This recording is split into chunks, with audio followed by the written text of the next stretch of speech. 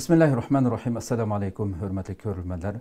Bütün dünyanın her qaysı joylarida yaşayotgan aziz xalqimiz ulug' Ramazan ayi munosabati bilan xuddi ilgirki yillarda her Ramazanda her kuni huzuringlarda bo'lib kelayotgan Qalbdan qalbga nomli programmamizning ikkinchi sonini ko'rishinglarni qarshi olamiz. Men Abdullah Yalqun. Qadrli aziz xalqimiz, albatta Allah subhanahu va taala her bir müminge hayatımızda nurgun hayatımızdan basqıçlarında her xil faziletlik küllerini, faziletlik emellerini ata qilish, şunu bizge ata qilish, farz qilish bilan birga o'zining rahmatiga, yani sansızlığan, hesapsız rahmetlerge erişip olish pulsini ata qilgan eng ulug' ne'matlarning biri bo'lgan Ramazanning mana bugun birinchi kunida hozir butun dunyoda musulmonlar bugün tünügün biz harf günde başlaganlığımız için bugün birinci günüde programımızın ikinci sahne bozma.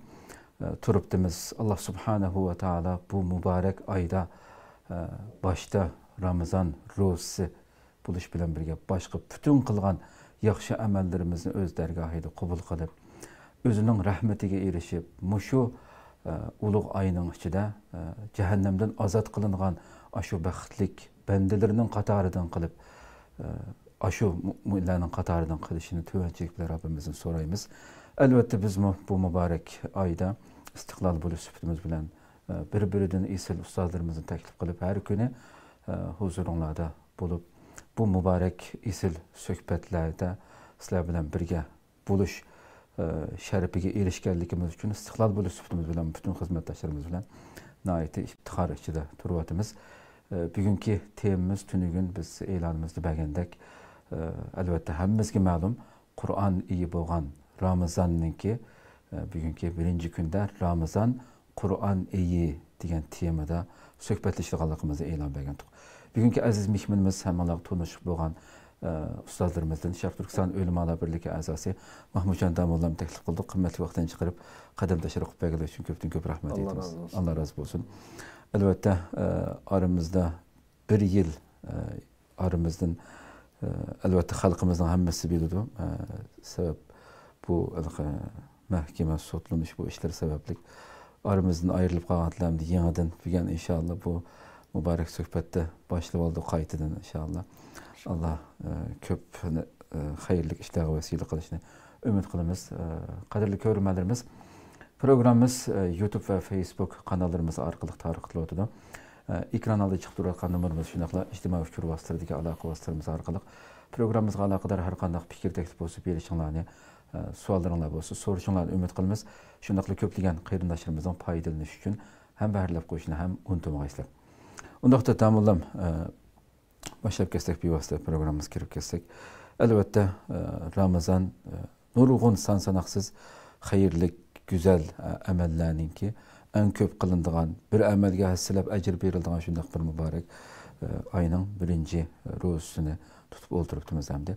Şuna bu kunni biz yana şu Qur'onimiz bilan hidayet nurumuz bo'lgan, bizning dasturimiz bo'lgan Qur'onga bölüm berayli deb, buning bilan boshlaylik deb o'ltirdik. Şuna Qur'on qandaq kitob degan savoldan boshlaymiz. أعوذ بالله من الشيطان الرجيم بسم الله الرحمن الرحيم الحمد لله والصلاة والسلام على رسول الله ثم أما بعد السلام عليكم ورحمة الله وبركاته من aldı bilen dünyanın her qaysı yerlerdeki Şarkı Türkistanlık qarindoshlarimizni chin qalbimdan salomlayman ve şundaqla Allah'ın iradesi, Allah'ın taqdiri bilen men bir yıl yani bir yılga yaqin bir yıl degidek xizmatdan, xalqimizdan, ailemden uzak qolib qoldim.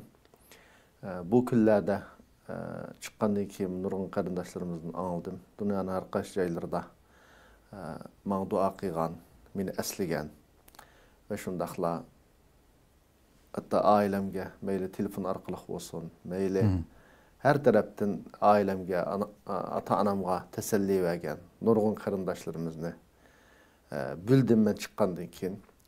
Ularning hammasiga Alloh rozi bo'lsin deyman. Allah subhanahu wa ta'ala inşallah hiçbir qarindishimizga bundaq ailesinden, dostlarından, hizmetlerden, işlerden ve Şarkı Türkistan davasından uzak qilib qilishqa sebep buladigan bundaq türme hayatını Allah nasip kılmasın. Dünyanın her qaysi joylarida qandaq sebeplerden bolsun turmalarga kirib qalgan, zulm qilingan qarindoshlarimizningki hemen turmalardan azat bo'lishini Allah subhanahu va taoladan bu ulug' ayda tabii bunu tilaymiz. Ve şundaqla turmalardagi qarindoshlarimizni azotligi uchun her bir Sharq Turkistonlik o'zining qo'lidan keladigan tirishchanlikni qilish, bunun en tüvini dua. Yani tüven deganlik dua bir kichik narsa deganlik emas. Men qarindoshlarimizni dedim.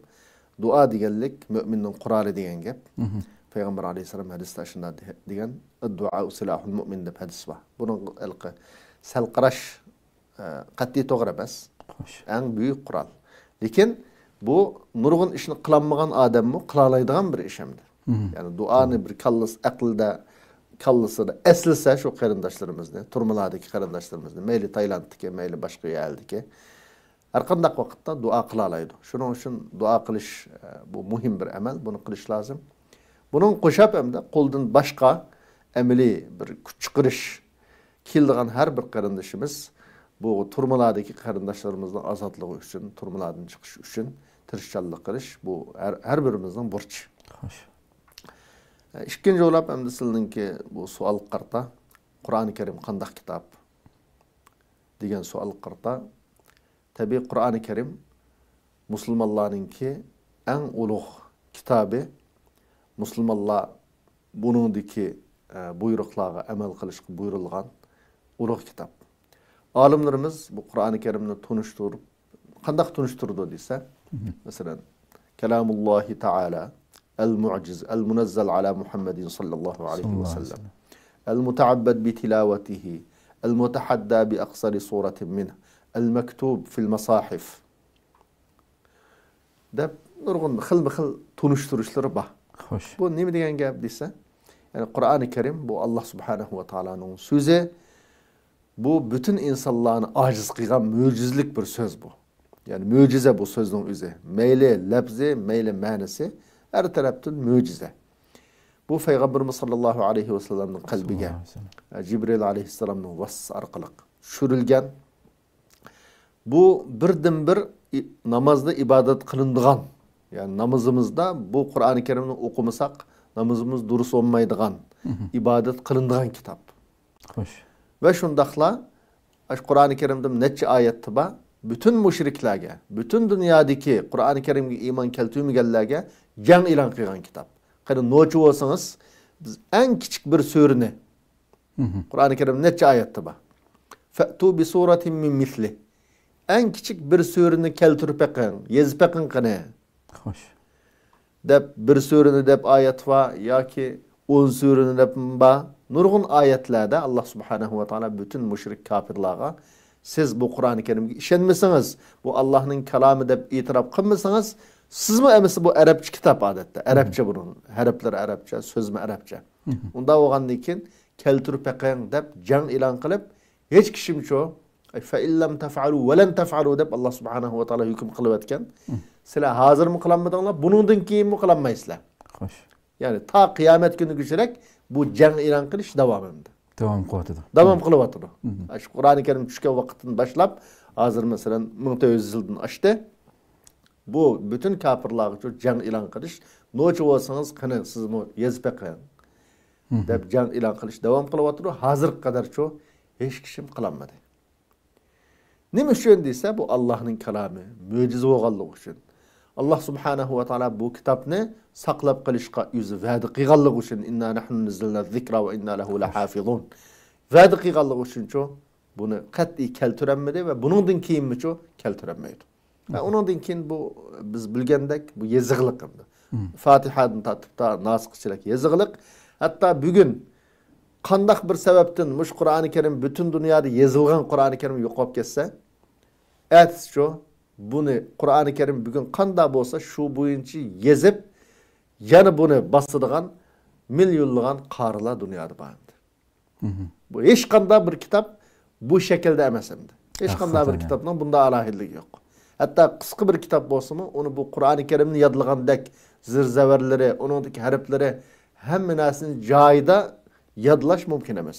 Xo'sh. Qur'oni Karimning Alloh va'da qilgan bir kitob bo'lganligi uchun bu yezig'liq holatida saqlangan va o'qilish shakli uchun saqlanib, Payg'ambar alayhissalomning zamonida qandoq o'qilgan bo'lsa, ta bugungi kunga kelgachilik ayni shu shaklda o'qiladi.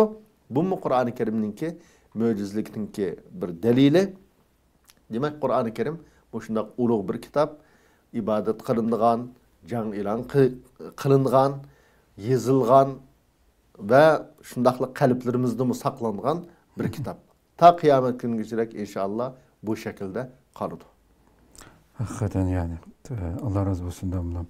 İnsanın hakikaten bedellerine tiken kıldı da bu şunçu ola asırlar ötüp hazır keş diyen bulup mu ahirde keltirgen misaldir yaptı. Bigen dünyada nini nasin dava kılıp atkan yani Müslümanlardan başka her kanda bir dinge itikat kılışının en çok alimlerden başlap özünün kitabını Kur'an-ı Kerim'e okşaş birinci Fatiha'sından tatıp en ahırkı nasıkça bir tal peşini düşürüp koymay sudaki yadı bildiğin milyonlarca insanın kalplerde götürülüp menvatkan bir mucizemdi. Başka hiç kanda bir kitap eklemeydi ki bigen. Benim avımında kıldı da diyemeydi bigen mesela. Hakikaten Rabbim. Karısak mesela bütün dinin itikatçıları, meyle Hristiyanlar olsun, Yahudiler olsun, Budistler olsun, yüzden kitapları var, talimatları var.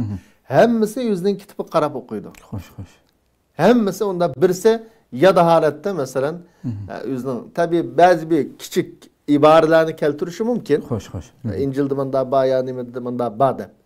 Lakin Kur'an-ı Kerim'ni okuyan dekçi o deyse, doğru. Onda okuyduğun onun bir alimleri yok. Hiç kandan bir itikat kılır. Hoş emdi Rabbimiz Kur'an-ı Kerim'de elbette nurgun şu talimatlarının içinde Kur'an'ın ayeti asan kılgınlıkını ta'kidleydi. Kur'an'da biz asan kıldık. Bunun ibret aldığın bununla emel kıldık Allah. Bağımı diyen şekilde. Kur'an'ın hükümlerine qaraydigan bolsak nurgulluğun şu bizning dünya ahiretlik saadetimiz üçün bununla yol başlaydigan ve insanga Allah subhanahu wa ta'ala kudreti yetmeydigan, taqat yetmeydigan işe mükellef qilmagan. Bugün Müslümanlar qaraydigan bolsak milyonlagan hafizlarning bugün zemin yüzlü bu Kur'an'ı götürüp yürüyen buluşu qaramasdan. Bütün umumi Müslümanlar, cümleden milletimiz mi? Bununla emel kıldıgan, bunun buyruklarına, talimatlarına layıkıda emel kılamayotganligimizni ko'ramiz hamda. İntayin mushaqqatlik, tez insonga shu kildigan bir ish bo'lgan bo'lsa hamda insonning ojizligi bo'lsa. Lekin Qur'oni Karimda ana shundaq Rabbimizning bu ta'limoti turuqliq nima uchun amal qilish oz deb qaraylar. Birinchi bo'lib Allah Qur'oni Karimda masalan Qamar surasida وَلَقَدْ يَسَّرْنَا الْقُرْآنَ لِلذِّكْرِ فَهَلْ مِنْ مُدَّكِرْ deydi. Yani Qur'oni Karimni yodlash uchun, eslash uchun shundoq oson qildik. Buni bir har doim o'ylab turdik Allah. Bu haqda fikr yurgizdik Allah bormi yo'qmi? Qur'oni Karimni yodlash haqiqatan nayt qulay. Yani qulay deganligim bir yerdan ishga o'qib qo'yib yodlayolmadim ya deb o'ltasi bo'lmaydi. Tabiiy holda bu mumkin emas. Lekin bir inson ma'lum bir zamonni ayırsa mesela, ma'lum bir vaqtni chiqarsa, eng tez mesela dünyada az vaqtda 4-5 ayda 6 ayda yodlaganligi bor.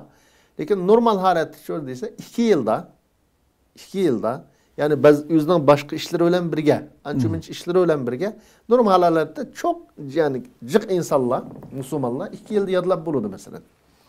Kunda bir 3-4 soatini o'qisa, 2 yilda yodlab bo'ladi. Ondan keyin tabiiy holda onu saqlab qolish uchun, unutib qolmaslik uchun takror qilib turish lozim. Oson deganlik bu hamda. Ham buningda hech qanday bir sizlar yuqori degandek inson unda qilolmaydigan bir ish yo'q hamda.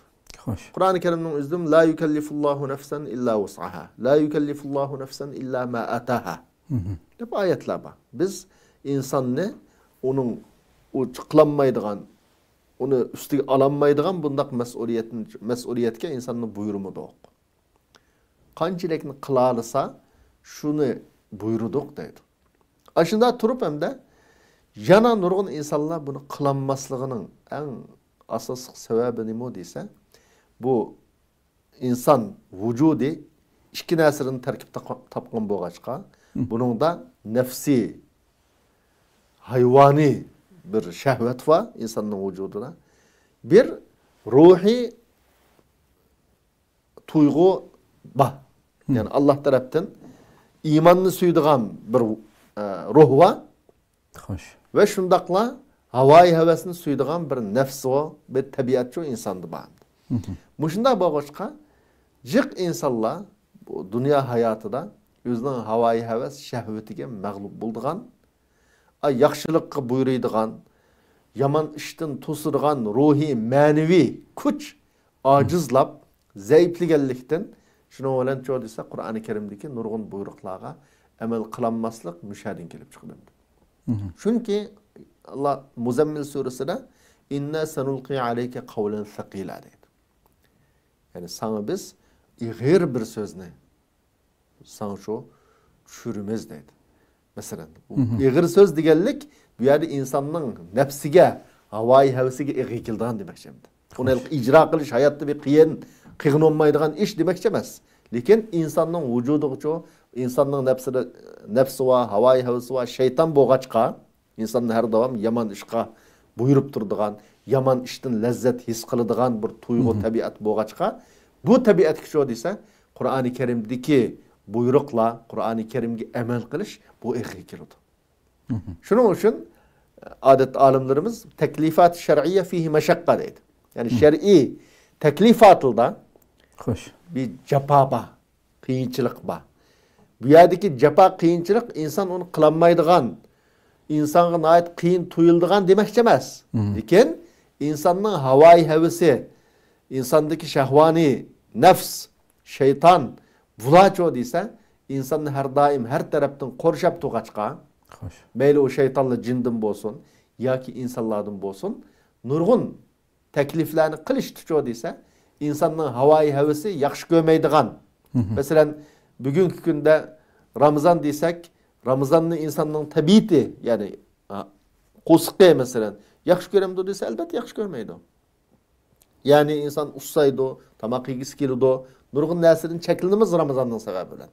Fakat Allah buyurup diken Allah razı bulduğun emelken de bu cepağa, bu müşakkat kişi çıdayımız hem de.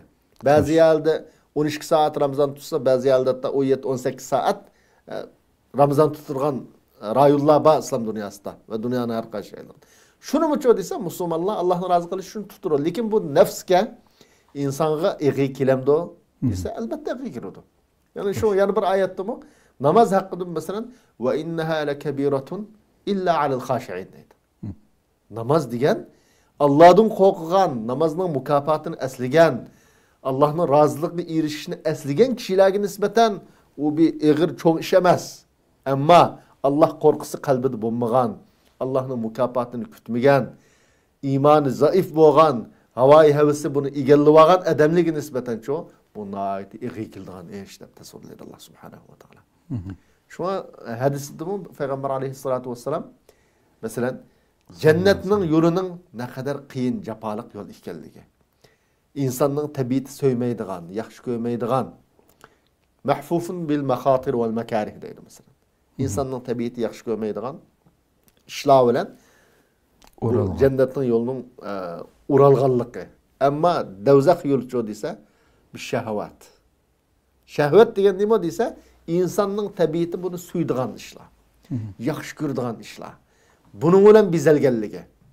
Bu mu bizge nemini düşündürdü deyse bu adet Kur'an-ı Kerim'in yadlaş doğru şunda kolay ama bunu emel kılış insanınki şehvani nefsige, tabiitige ve şeytanınki insanın az duruşu bunların hepsi karşı işler boğaçka bu insan Allah korkusu kalbide kuşluk bulmasa Allah'ın rahmetine erişiş, cennet giriş, nevzaktan kurtuluş iradesi güçlük bulmuşsa bunda insanların bunun eğir kildiğini bundan iskalalayız. Hoş. Allah razı olsun. Hem de şu Kur'an okuğucuda bolmaslığı gerek bolgan süpetle hakkında bunu söyleş bilen birge. Hem nurgulluğan hem de alimlardan bunu malum derecede izdinip okumaganlardan başka köpüncü halkımız hem de Arapçasını okuyalısı mı bunun ma'nisini düşünmeydi mesela. Kur'an'daki asasi maksat hem de Rabbimiz hem Araplarga onu okusulam tushundu albatta. Eng oddiy birinchi bosqichlik ma'nosida bo'lsin.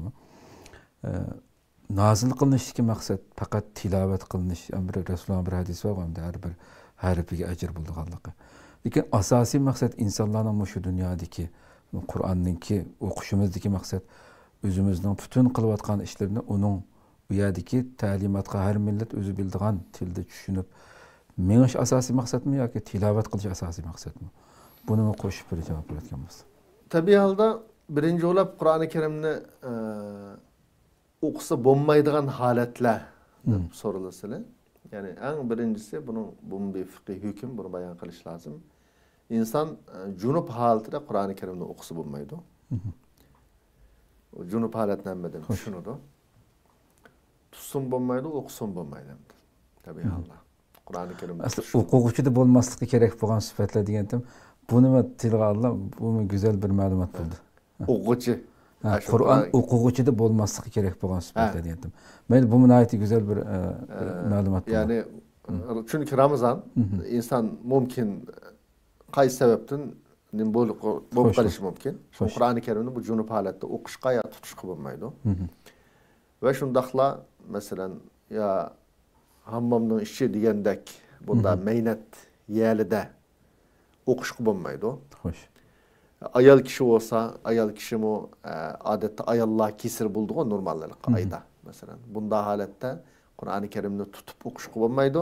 Hayzdor vaqtida. Hayzdor vaqtda olimlarimiz agar bugungi kunda telefonda, kompyuterda, iPadda Qur'oni Karim bor, agar aning qarab, chunki bu hayz o ayol o'ziga bir ekilib olgan ish emas.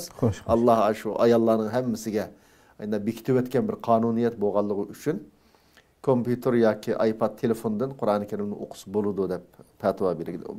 Ba'di bugungi kunda, ya'ni telefondan o'qisa bo'ladi Qur'oni Karimni, ammo mushaf shaklda tutib o'qishga bo'lmaydi. Chunki Qur'oni Karim la yamassuhu illal mutahharun, ya'ni Qur'oni Karimni pok insonlar tutsin degan bo'lganligi uchun bu oyatga amal qilish lozim.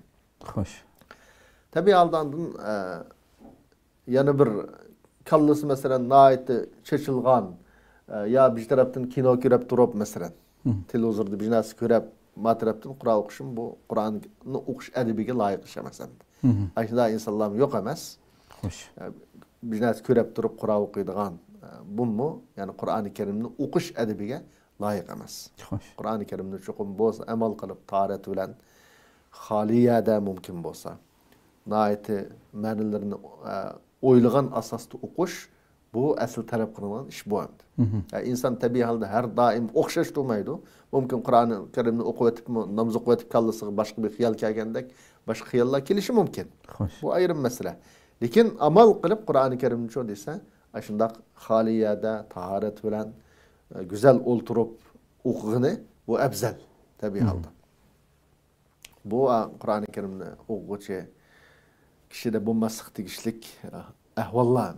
İkinci so'alning ikkinchi tarmoqi Qur'oni Karim, Allah Qur'oni Karimda necha oyatlar arab tushirilgan bir kitob. Arab tushirilganligi bu arablarga xos deganlik emas. Ya'ni va ma arsalnaka illa rahmatan lil alamin. Payg'ambar alayhisalomni Alloh subhanahu va taolo butun dunyoga rahmat qilib avatganligini Qur'oni Karimda bayon qildi. İkinci bo'lib boshqa hatto Qur'oni Karimdan ilgirki kitaplarımı ma'lum bir til bilan tushgan endi. Anaqa hamma til bilan tushgan emas. Xo'sh. Shu kitaplarni tabiiy holda bugungi kunda dunyoda ilgari tushgan kitaplarga e'tiqod qilganlar bor. Hammasi bir til so'zlamaydi. Tabiiy o kitapning tarjimalarini o'qiydi, tillarga tarjim qilingan masalan. Bu shunday holatda. Qur'oni Karim qartachu desa, Qur'oni Karimda birinchi o'lab haqiqiy Qur'on ahli degan kim o desa, Qur'oni Karimni o'qigan va shundaqli Qur'oni Karimga amal qilgan. Ya'ni Qur'oni Karimdagi buyruqlarga, cheklamalarga, ya'ni yo'l yo'riqlarga amal qilgan kishi haqiqiy Qur'on ahlidan bo'ladi. Ammo birsi Qur'oni Karimni o'qiydi ekan, qasdan uningdagi buyruqlarga amal qilmasa bu Qur'on ahlidan bo'lmaydi. Bu Qur'on şuna Peygamber Aleyhisselam hadiste Qur'on ya senin menfaatin üçün hüccet vurudu ya ki senin zinin üçün hüccet vurudu diye. Menfaat üçün qaşan hüccet urudu dese Kur'an-ı Kerim'ni okup bunun da bağa buyruqlagan nehilage emel qıysa o adamın menfaat üçün Kur'an-ı Kerim hüccet paket burudu kıyamet günü. Ama Kur'an-ı Kerim'ni okup onundaki buyruqlağı emel qılmış şu kastellik ölen. Kastellik ölen qılmayma men dep emel qılmışsa bu çağda bu Kur'an-ı Kerim o insanın ziniği ço hüccet paket urudu. Adın üçüncü olap yüzü Kur'an-ı Kerim'ni okuydu. Kur'an-ı Kerim'nin ma'nisini bilmeydi mesela. Arap'tan başka Uygur Müslümanları değil mesela ya Şarkı Türkistanlıkla. Ma'nisini bilmeydi. Ama Kur'an-ı Kerim'deki buyruqları emel kılıdı. Bunda bozsa dese yani bu Kur'an ehlinden burudu. Onun tercümeleri qarab. Tercümeleri qarab aşına emel qıysa yani Kur'an ehlinden Allah'ın rahmetiga erişken aşı müminlerden, Müslümanlardan bulalaydı ve şundaqlı Kur'an-ı Kerim'ni okuganlığı için ecri mükafat alıdı. Çünkü Kur'an-ı Kerim'i okuşunun ecri mükafat ayrım, onun emel qilishning ecri mükafat ayrım. Bu işkide bizde burun vatanda maşına iş olgan. Voy bu Kur'an-ı Kerim'ni okuganның nem paydası, Arapçasını bilmesi nem paydası, ma'nisini o'qisak bo'ldi deb hatta namaz ildimi şu Kur'an-ı Kerim'ninki tercümesini okuyduğun bu şunda bir dolqun bo'lgan vatanda. Bu hata. Yani Kur'an-ı Kerim yuqorida dedik ko el mutaabbad bi tilavatihi. Namazda o'qishga bo'ldigan kitap Kur'an-ı Kerim. Hatta hadisni o'qisa bo'lmaydi namazda. Namaz bika yani. Namaz uçakda bika vurdu. Bülüp durup aşına qıysa bika vurdu. Şunun için çokum yüzünün ibadetlerde, namazda Kur'an-ı Kerim'ni okuş lazım. Ma'nisini bilmesin okuş lazım. Biz bunu Uygur tercümesini okusak olmamdı dep manda yüzü bilgençe iş kılış bu doğru emas. Xoş. İkinci ma'nisini okuş lazım. Emel kılış şunu okusa bunun mükafat ecri var. Xoş. Eğer okumaptı, ma'nisini okumaptı, Kur'an'ı okuydiken, namazları, başka ibadetler caydiyken, fakat okuganlığı üçün ecri birilemdi ise elbette birilemdi. Çünkü Peygamber aleyhisselam hadiste, qandaq bir adam Kur'an-ı Kerim'den bir harfini okusa, o bir harfini okuganlığına 10 savab berildi. Ben elif lam mim diyen kelimeni bu bir harf demeymen. Belki elif bir harf, mim bir harf, lamço bir harf. Hep muşnaq degan. Unda bo'lgandan keyin Qur'oni Karimning o'qishning mukofotini oladi adam. Buni bizda muşna bir ba'zi ibadetni ya ishni manda selishtiriblam. Masalan, yolg'onchining namoz o'qiganning foydasi masalan yoki tamoq chekib Ramazon tutganning foydasi deydigan manda gap bor. Bu insanni bir tarafdan tamoq chekadigan yoki ashuna bir narsa ko'ngan bir odamningki namoz o'qisam foydasi yo'q ekan deb bu ibodatdan uzoqlashishiga sabab bo'ladi. Xo'sh. Shuning uchun musulmon to'g'risi qaysi desa, tamoqni chekmasliging lozim, namozni o'qishing lozim. Tamoqni cheksang namoz o'qima deyish bu xato. Xuddi shuningdek Qur'oni Karimning ma'nosini bilmasang, Qur'oni Karimning arabchasini o'qiganning foydasi yo'q deyish bu xato. Bu xato. O ma'nosini bilish ayrim bir mukofotga sabab bo'ladigan amal. Ammo o'qishning o'zi uchun mukofot. Shunga Alloh subhanahu va taolo Qur'oni Karimda Payg'ambar alayhisolamning vazifasini bayon qilib nima deydi desa, "Vallazi ba'atha fil ummiyina rasulan minhum yatlu alayhim ayatihi ve yuzakkihim ve yuallimuhumul kitaba vel hikma." Bu şahada ta'lim ba. Hikmet ta'lim deb u bir vazifasi olsa Payg'ambar alayhisolamning bir vazifasi Qur'oni Karimni ularga o'qishni o'rgatish, o'qib berishning o'zini Alloh nima demiş oyatda desa, bir vazifasi Payg'ambarning vazifasi sifatida bizga tunishtirdi. Ularga tarbiya ve yuzakkihim degani ularga yaxshi yomonni tuntish orqali ularning qalbini poklaydi demoqchi. Xo'sh. Ve yuallimuhumul kitaba vel hikma degan uning ma'nilarini ularga o'rgatdi.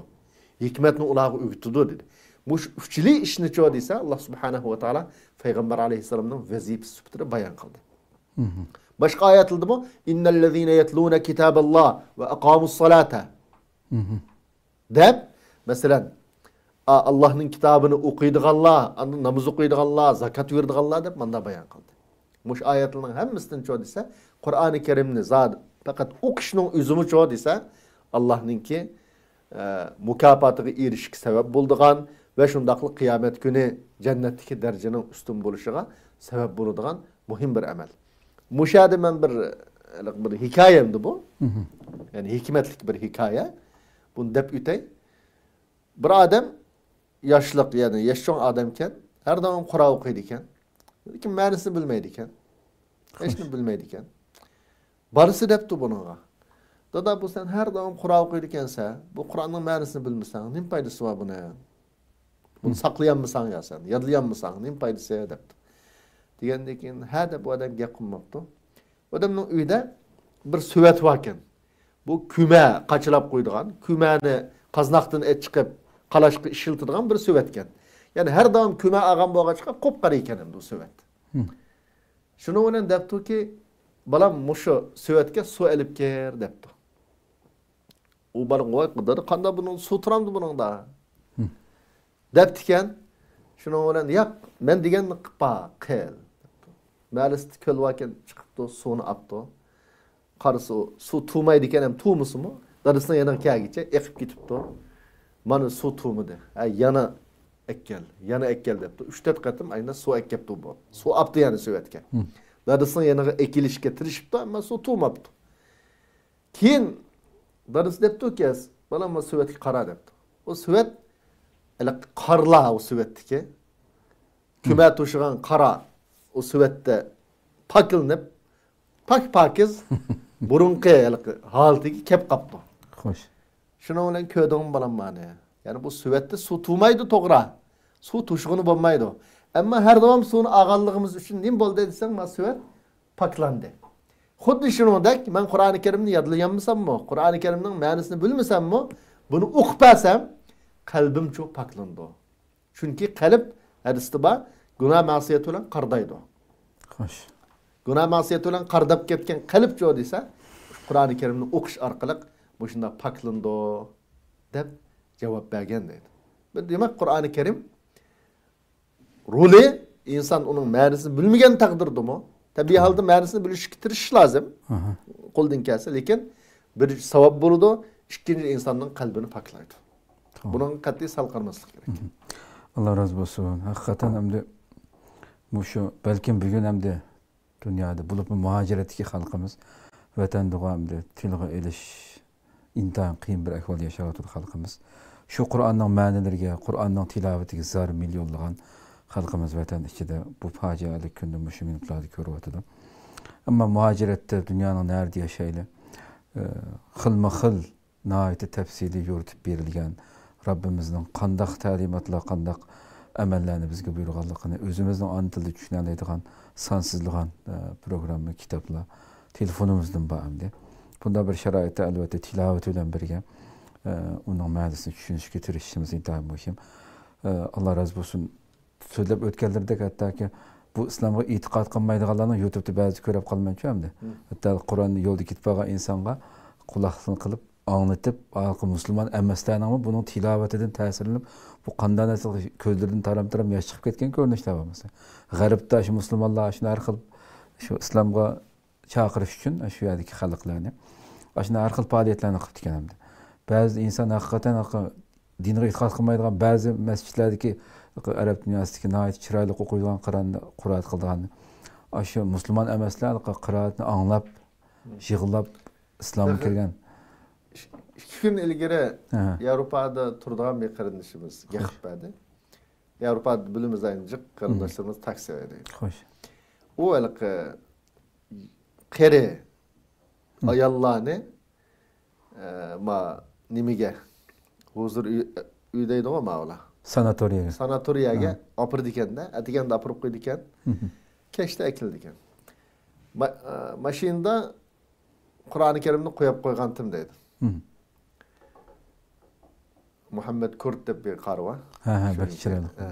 Qurnini qo'yib qo'ygandim. Ondan opirib qo'ydim deydi uyaga. keşte badım deydi.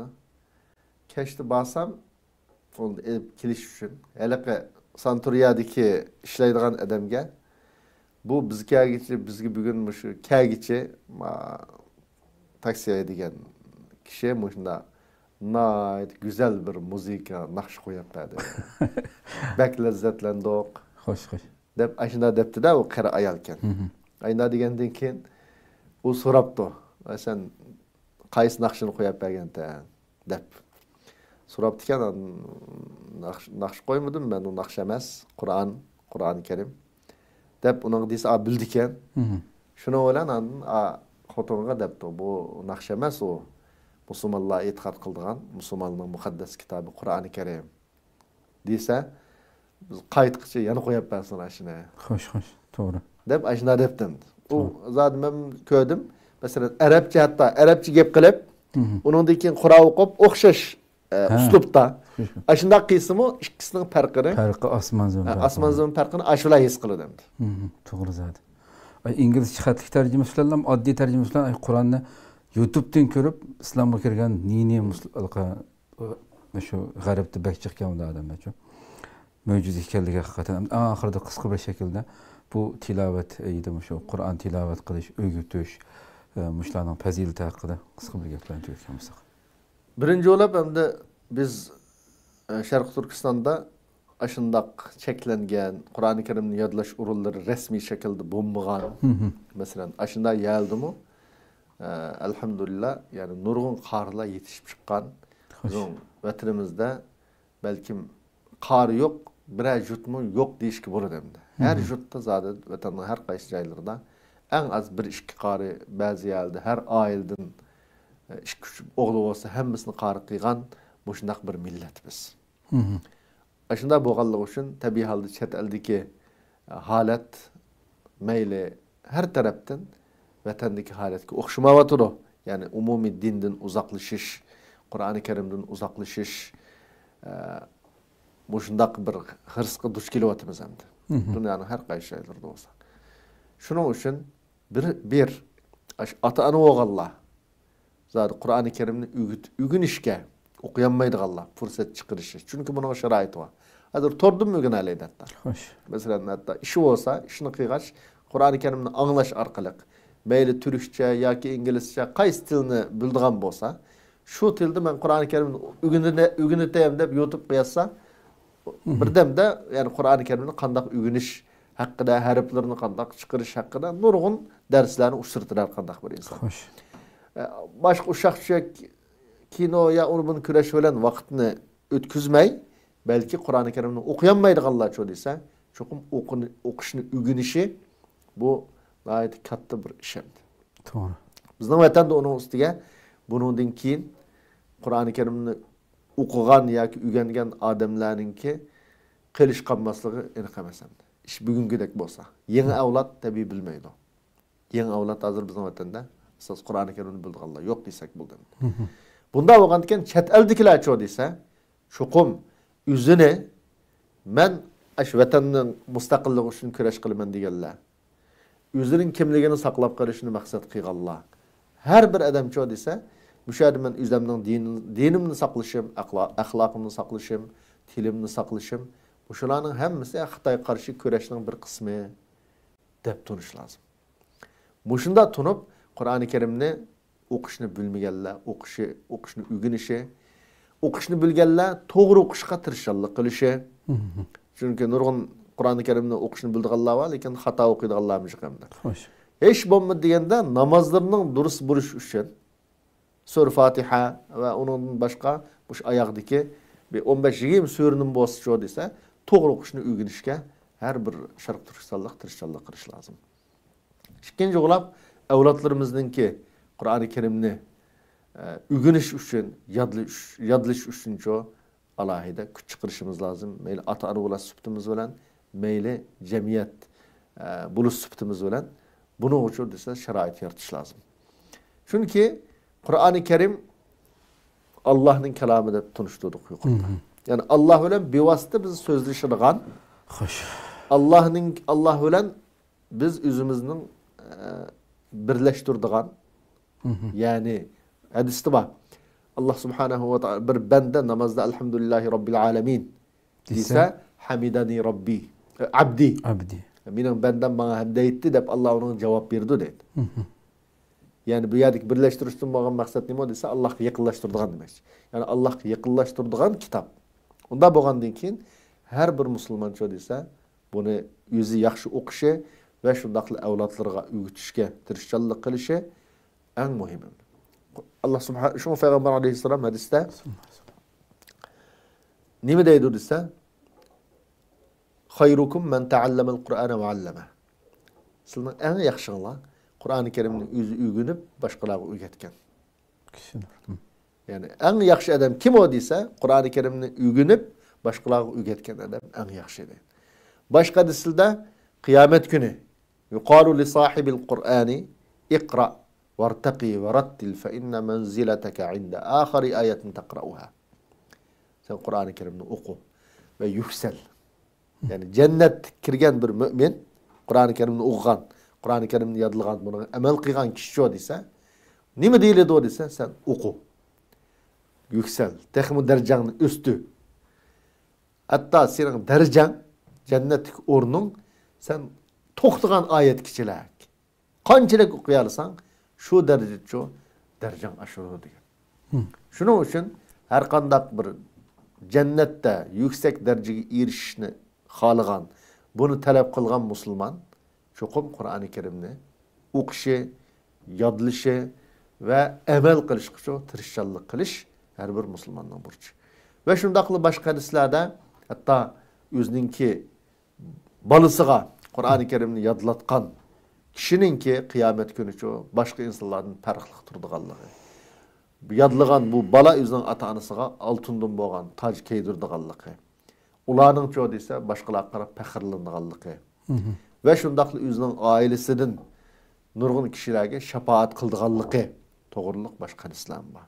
Şunun için tabi halde bugün dünya kolumuzdaki telefon bizim vaktimizni oğurlaydıgan. Her xil bu alaqılış vasıtaları vaktimizni oğurlaydıgan. Dikkat kılmasa insan saatlep vaktinin nimiş ketkenligini bilenmeydigan bu şundaq bir murakkep vaziyette şaraitde yaşavatımız. Tamam. Lekin bir insan bunda özününki aylık ben mesela bir yıl kaldım o. Bir yıl telefondan uzak kaldım. Telefon yok mesela. Bijirim kemlep kalmadı. Oralap kalmadım mesela. Ya ki saramop kalmadım. Hiç ne bulmadım. Aslında bizning nurgun çok işlerini kıygan şu ata-analarımız ilgirki atbuğullarımız telefon yoktu ulanın koldu mu? Şura Türkistan'ın müstakil kıyganlığımı şu nurgun cihatını kıyganlar, nurgun zalim karşı tuğanların koldu bir telefon yoktu. Aynda turup mu karşı tuğan. Toğra bu telefondan nurgun paydalanımız. Lekin bu nurgun insanlarda köp sallık insanlarda bu telefonunki paydasıdan zenecek olavatır. Uqmay saatlep vaxtırmış telefon bilen onun bir nas yazış bilen ya bir nas köreş bilen munda ötkizip getirgan bu Kur'an-ı Kerimni okushga, dinni ügünüşke vaqt çıqıranmaydigan nurgun insanlar muşundaq bir şarait yaşavatımız. Ma vaqt insan ganimet bölüşke tegişlik en mühim bir nimet bu. Şu Peygamber Aleyhisselam hadiste ni'metani mağbunun fihima kethirun minen nas. Yani nayet köp insanlar ziyan tatırgan, paydalanmaydigan iki türlük nimet var diyen. Bunun biri o ise el farag diyen. Es-sıhhatu vel farag. Yani insanın sağlamlığı, tininin sağlam buluşunun nurgun insanlar paydalanmaydı. Bunu bihudu ötküzü bitiriyor, bir gün kilidi kisel vurudu, kılay diyen işlemi çok kılamaydı. İkincisi boş vakit. Boş vakitin çok nurgun insanlar çoğu ise paydalanmaydı diyen. Bir yer paydalanmaydı diyenlige paydalanmaslığı toğra demekçi emas. Yani siz manığın paydalanacağıma Müslüman. Doğru. Agahlandırışta. Müslümanını agahlandırış. Şunun için çokum vaktimizni kısıp telefonunu boşrak oynap telefon bilen az vakit meşgul olap her günü bolsa men her bir qarindişimizden akşam yatırgan vaqtda bugün telefonunu qancha saat kullandım diye ya gibi qarab bakışını ümit qilaman. Xo'sh. Hamiz chiqil emasmi? To'g'ri. Ashnaga bir qarab Kur'an okusum çıkıdı. Telefonda okuydu hazır çıkıdı. Ben kançilek Kur'an okudum.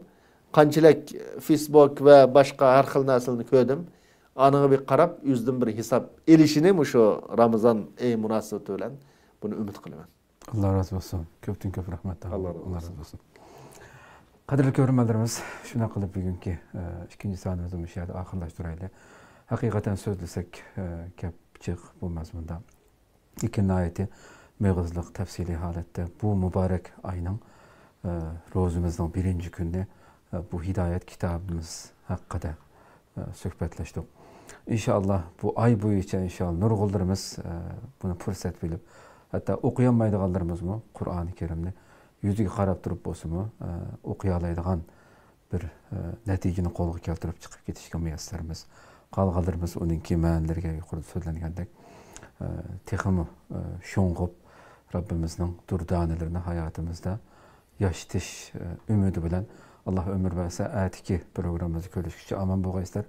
Bu mübarek minutlarda mayli ishda vaqtinglarda bo'lsin yoki suhurlik vaqtida bo'lsin, qanday vaqtida ko'rgan bo'lsanglar, bizler uchun ham şu ijobatlik duolaringlarda aslab qo'yishinglarni bizlarni umid qilamiz. Assalomu alaykum va rahmatullohi taala va barakatuh. يا نور الهلال أقبل تعال فالشوق طال والقلب سما نحو السماء مترقب